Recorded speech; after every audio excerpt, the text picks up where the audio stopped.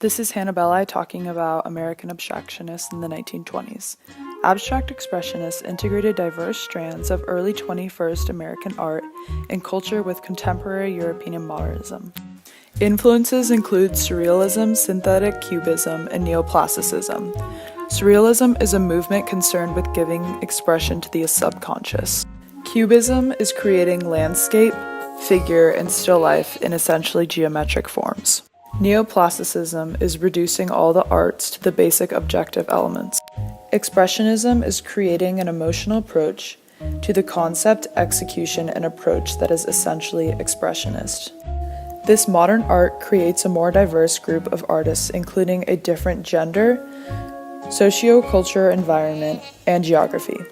Life magazine takes a picture of the early influencers, labeling them the Irrisibles, giving them a group identity and common purpose. This movement produced formalism, which is analyzing lines, colors, and forms presented. Some art critics say that the style is so reductive that there is little room for development, and that changing course would shrink bold trademarks.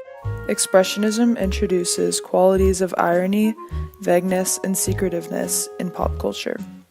Expressionism was developed in New York around the 1920s after World War I and declined in the 1950s.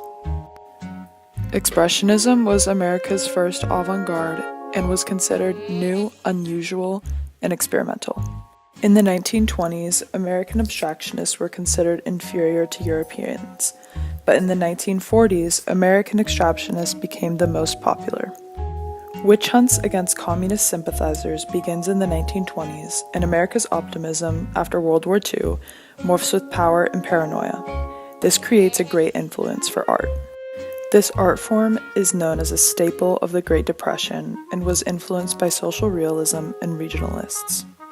Most abstractionists are known to paint their inward spiritual struggle and often fill their canvases with abstraction and color, most importantly, vigorous gestural expressionism.